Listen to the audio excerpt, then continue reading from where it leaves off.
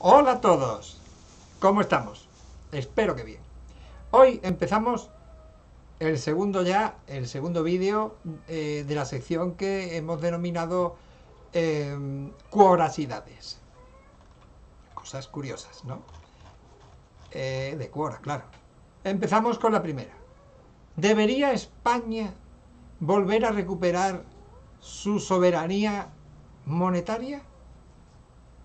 Supongo que esta persona que ha preguntado esto lo que quiere decir, o lo que nos quiere decir es eh, si España debería de fabricar moneda independientemente de lo que le dijeran desde Bruselas, o simplemente eliminar el euro y volver otra vez a una moneda propia como la peseta, por ejemplo, que ha tenido, ¿no? Bueno, entonces vamos a ir mirando un par de cositas. La primera es la situación real de hoy día de España, ¿no? España tiene unos índices de IPC, por ejemplo, ahí tienen ustedes que termina el año pasado, terminó con un IPC de 0,8, apenas, o sea, no es nada, 0,8. Luego tenemos, a ver, aquí, tenemos aquí cómo ha ido creciendo el PIB, el Producto Interior Bruto de España, durante todos estos años, hasta llegar a la crisis, esta crisis famosa y terrible que afectó a todo el mundo, en todo el mundo, pero tengan en cuenta que después la recuperación de esto significa que el Producto Interior Bruto ha seguido subiendo, pero en el 2020 ha caído. Bueno, no piensen en el 2020, puesto que es una cosa con factores externos, como ha sido esto del COVID. Pero el resto de años, porque esto no son meses, son años, vean cómo el Producto Interior Bruto ha ido subiendo. Un porcentaje, estos son porcentajes. Bien.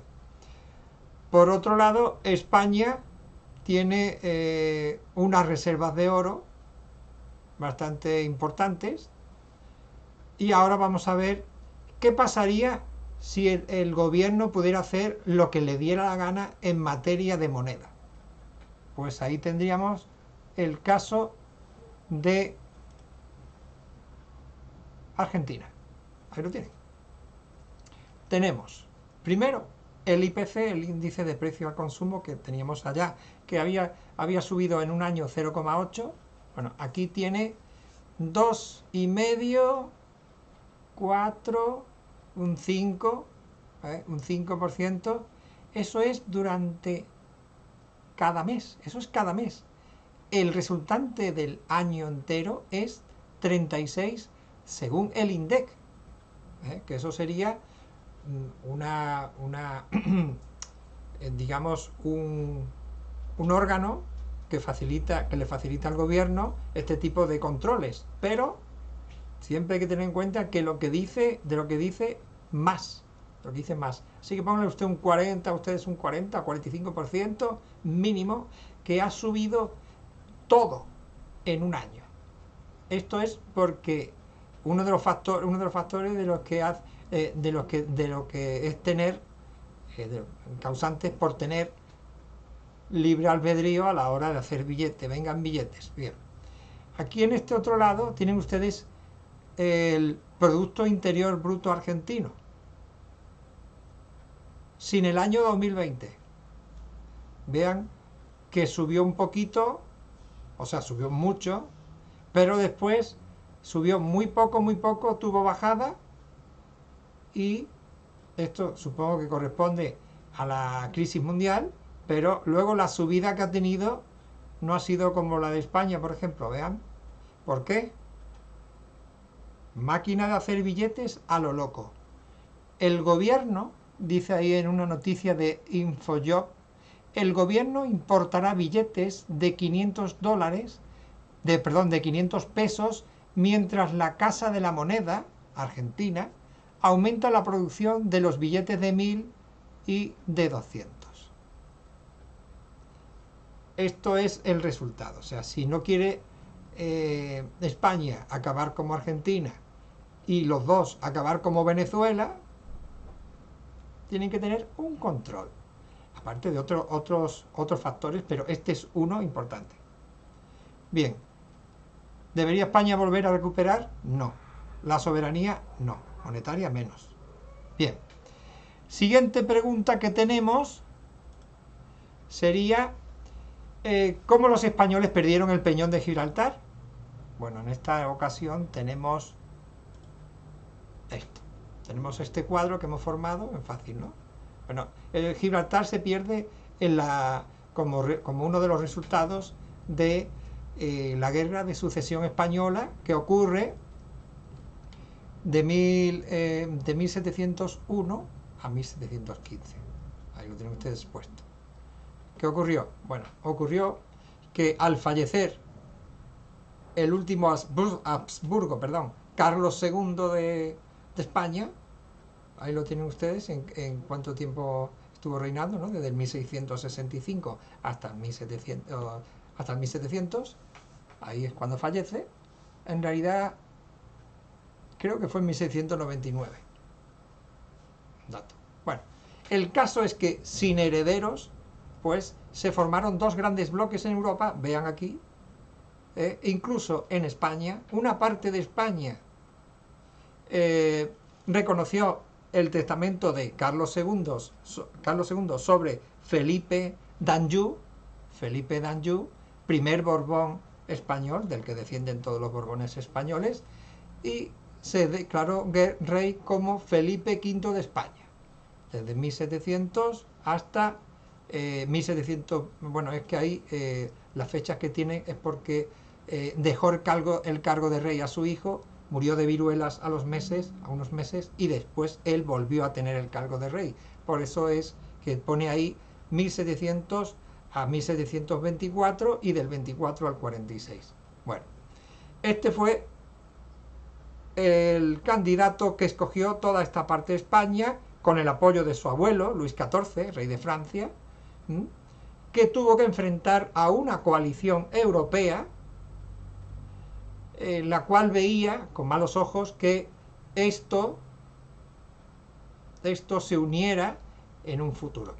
Bueno, el otro candidato lo tienen ustedes ahí, que sería el archiduque Carlos, que terminó siendo Carlos VI del Sacro Imperio Romano Germánico, que gobernaría todo esto más el Austria-Hungría, ¿no?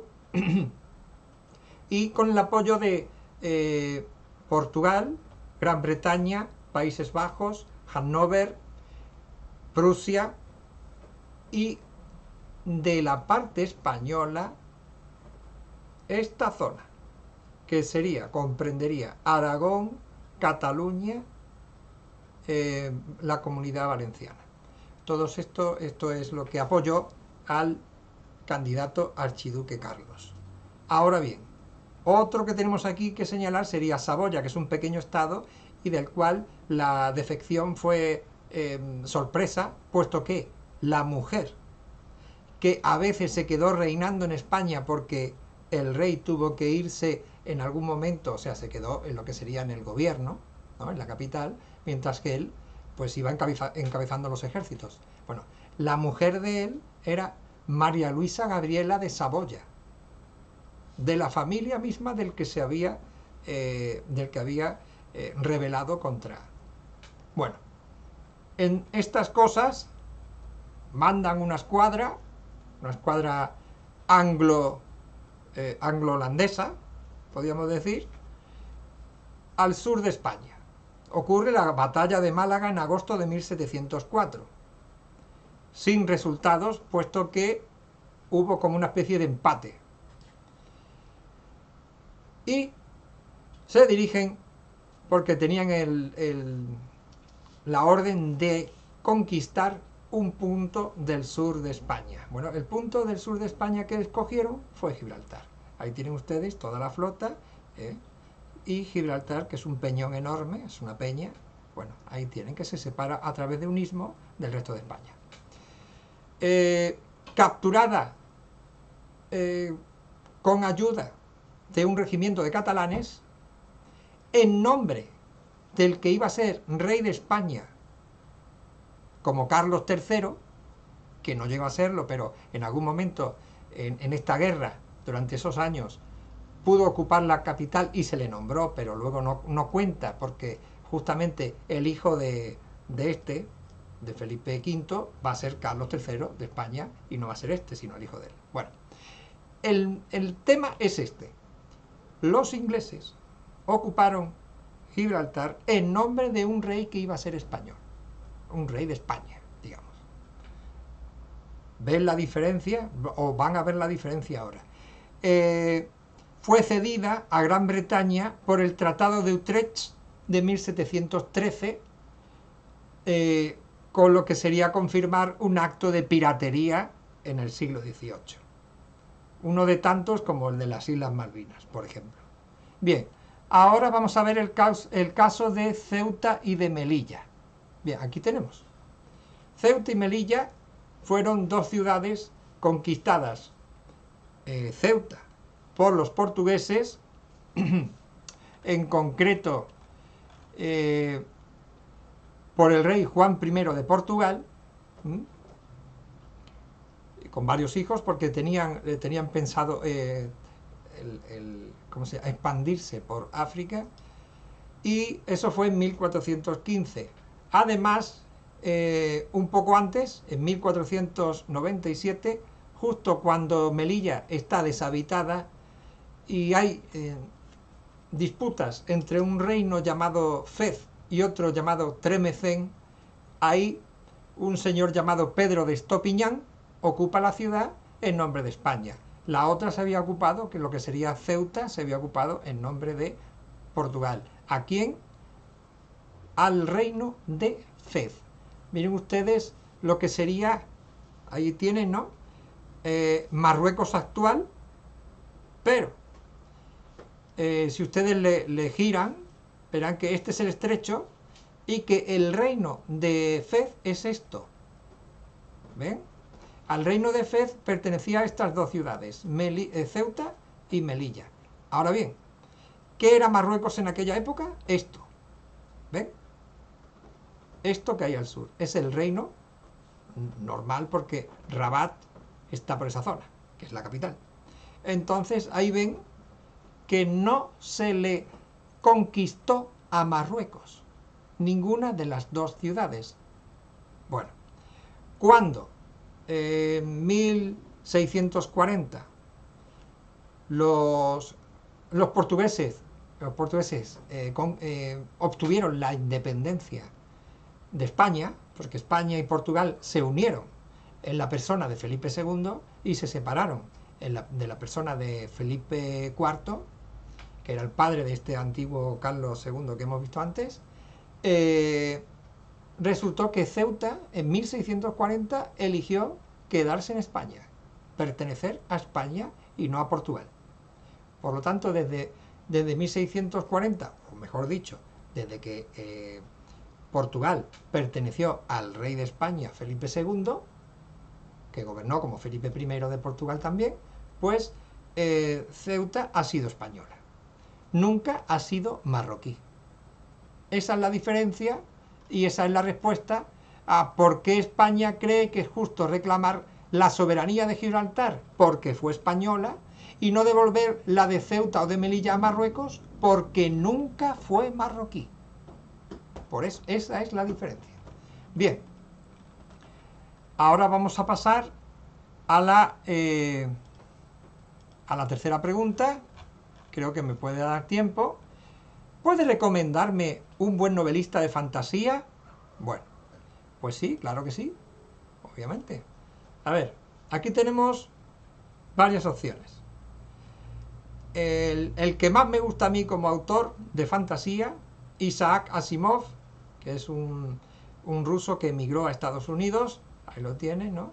Que tuvimos la mala suerte o la mala fortuna de que murió en el año 92. Podía haber durado un poco más, ¿no? Si nació en el 20.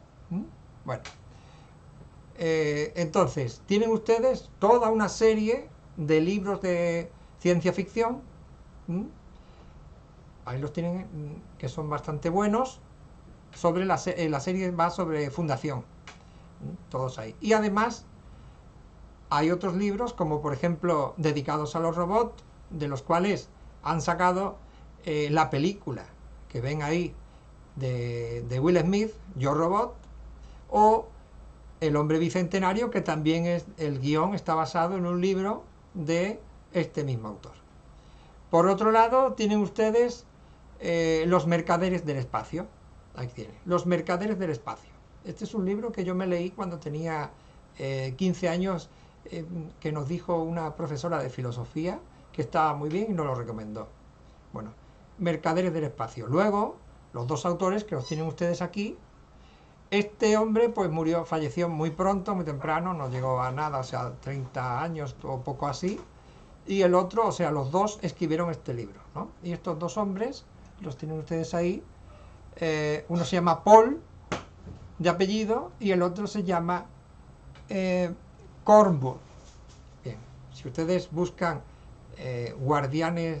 mercaderes del espacio, no sé en qué estaré pensando, pues pueden ustedes también encontrar La guerra de los mercaderes, Pórtico, Búsqueda estelar o Wolfsbane. Estos libros están muy bien. En fin, creo que me da tiempo a una más, que sería ¿quién fue el mejor emperador de China? Bueno, pues el mejor emperador de China, para mí, pienso yo, por lo que hizo, pues fue, a ver si me sale bien, porque un español normal diría Su Yuanzhang, pero uno que tiene amistades en China, alguna, ¿no? Pues me han dicho que se llama así, ¿no? Se llamaría Su Yuan Shong, algo así. Bien, este hombre, que fue el fundador de la dinastía Ming en 1368, como verán ahí está. Era un campesino que quiso salir del hambre que tenía, ¿no? Con 16 años, estaba huérfano, se metió por casualidad en un monasterio y allí encontró que era un nido de una secta budista llamada Loto Blanco, que estaba en continua lucha subversiva, digamos, contra los emperadores Yuan, de la dinastía Yuan, que era la que había, la de los mongoles, digamos, ¿no? Lo que habían conquistado China y era externa. Este señor fue el último emperador Yuan, llamado Togon Timur, que estuvo entre 1333 y 1368, y por lo tanto vean que es el último emperador de la dinastía Yuan, que él, el emperador que les digo, lo echó, ¿no? Ahí tienen ustedes la China de los Ming, tendría ese espacio en lo que sería el Oriente, y aquí un resumencito de lo que sería la conquista mongola de China, y verán que en 1270 y poco pues ya habían llegado al norte de Vietnam. Desde 1227 que empezaron, pues fueron una serie de años, ¿no? Bueno, este hombre, como dije, de la nada se hizo rebelde. En 1352 lideró un movimiento insurrecto, contactó con gente intelectual y acomodada que le enseñó educación y lo encauzó políticamente, y todo fue un ir así escalonadamente hasta que llegó a conquistar Nankín en el Yangtze y la hizo su capital, y ahí bueno, pues poco a poco fue adquiriendo terrenos, tierras conquistadas, y se declaró emperador y ya está. O sea, esto fue todo como relámpago, ¿no? Digamos. Tiene varias cosas buenas. Reunificó el país en 1382, que ya es algo. Redactó un código legal llamado de Minglu, que se mantuvo en vigor durante toda la dinastía, durante más o menos 300 años, más o menos. También es conocido como el emperador Hongwu, y bueno, aunque fue algo despótico porque quitó de en medio a los cargos de primer ministro, canciller, pues indujo a todo el mundo a tener un contacto más con él, mejor contacto, que a través de un subalterno. Hizo reforma administrativa, redistribuyó la tierra, impidiendo su libre transferencia para así evitar grandes latifundios. Eso está bien, la concentración de grandes latifundios. Incrementó la economía. No le gustaba mucho el tema del comercio, porque decía que los comerciantes eran algo como si fueran unos vagos, ¿no? que viven de otros, de lo que hacen otros. Pero sin embargo reforzó la Gran Muralla China y creó una casta hereditaria de soldados que justamente se mantendría permanentemente en las zonas de frontera gracias a la agricultura, porque estarían siempre listos para luchar sin necesidad de ser movilizados en grandes distancias. Fíjense ustedes que este país es grandísimo. Fíjense, por ejemplo, allí al otro lado está Corea, y Corea está dividida en dos países. Y fíjense ustedes lo China. China, esta parte nada más, en realidad, pues debe de medir la actual aproximadamente 8 millones de kilómetros cuadrados, que podemos decir que son 16 Españas o aproximadamente